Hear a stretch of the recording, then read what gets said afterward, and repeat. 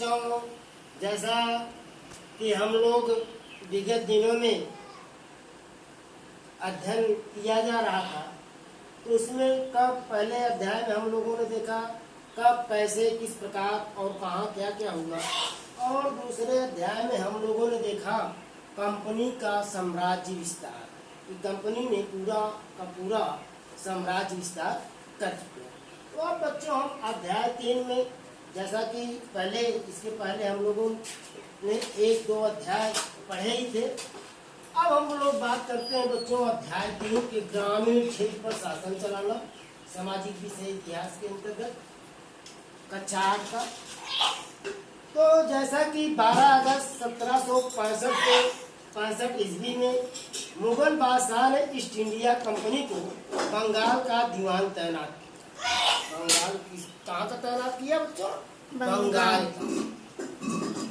इस बात की पूरी संभावना थी कि यह घटना मुट्ठी भर अंग्रेजों और हिंदुस्तानियों की मौजूद रॉबर्ट क्लाइव के तंबू में घटी। उस समय जो गवर्नर जनरल था बच्चों, वह था लॉर्ड क्लाइव, जो बहुत ही सूझबूझ और कूटनीतिक चाल से हिंदुस्तान पर कब्जा, प्लासी के युद्ध में हराया, बक्सर के युद्ध में हराया, यानी कि वह बहुत ही चालाकी से कार्य करता था।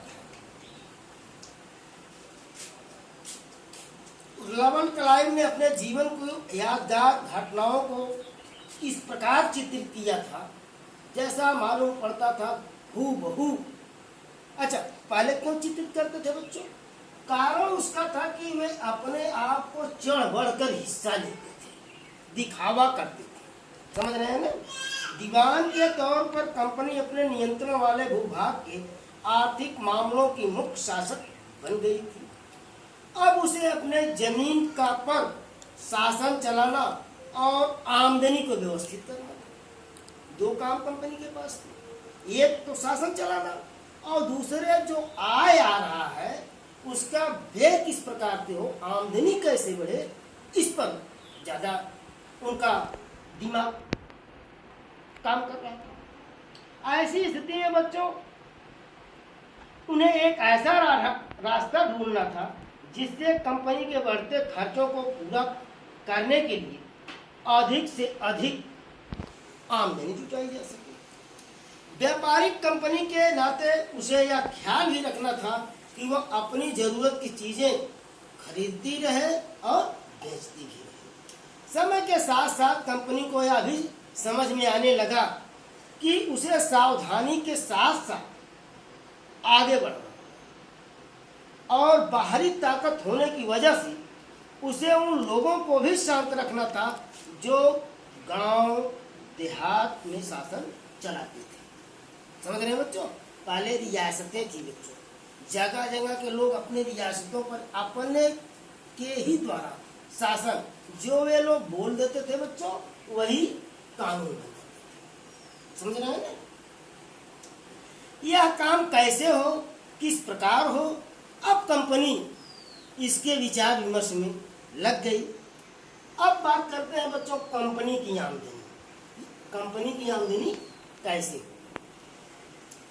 कंपनी दीवान तो बन गई थी, लेकिन अभी भी खुद एक व्यापारी मानती थी। कंपनी भारी भरकम लगान तो चाहती थी, लेकिन उसके आकलन और वसूली की कोई नियमित व्यवस्था नहीं थी। वह आमदनी तो जुटाने चाहती थी, लेकिन कोई नियमानुसार कोई ऐसा नहीं था कि जिससे वह व्यवस्था कर सके। उसकी कोशिश यही थी कि वह ज़्यादा से ज़्यादा राजस्व हासिल करे और कम से कम कीमत पर बढ़िया सूती और रेशमी कपड़ा खरीदे। इसी कारण 5 साल के भीतर बंगाल में कंपनी द्वारा खरीदी जाने वाली चीज़ों का कुल मूल्य 2 गुना हो गया। 1865 में पहले ब्रिटिश कंपनी सोने और चांदी का आयात करती थी, अब इन चीज़ों के बदले वह सामान खरीदती थी।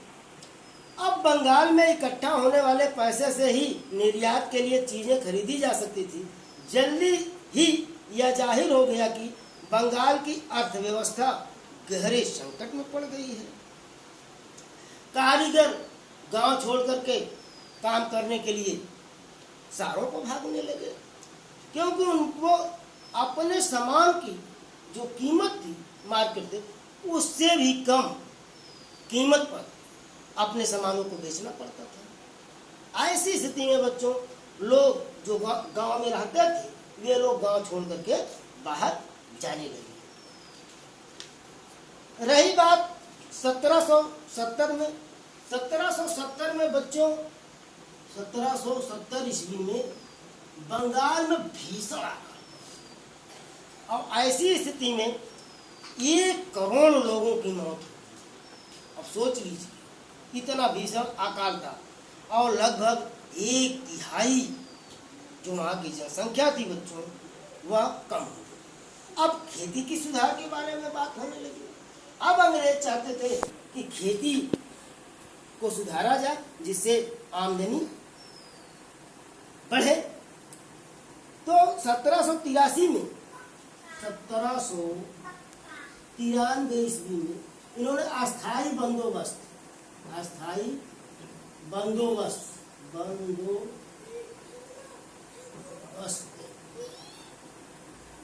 लागू किया। समझ रहे हैं बच्चों?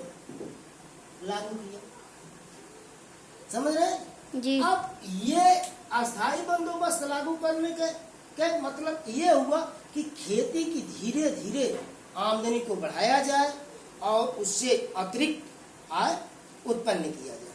ठीक है बच्चों, चलिए बस होमवर्क लिख लीजिए।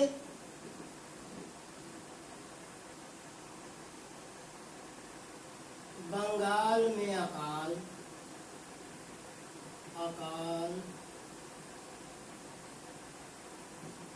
किस वर्ष हुआ, किस सन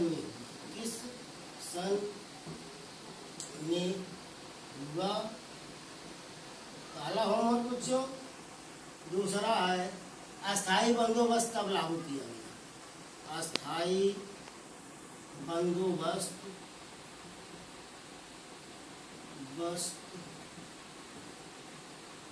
कब लागू किया गया। ठीक बच्चों, अब हम बात करेंगे अगले समय में अगले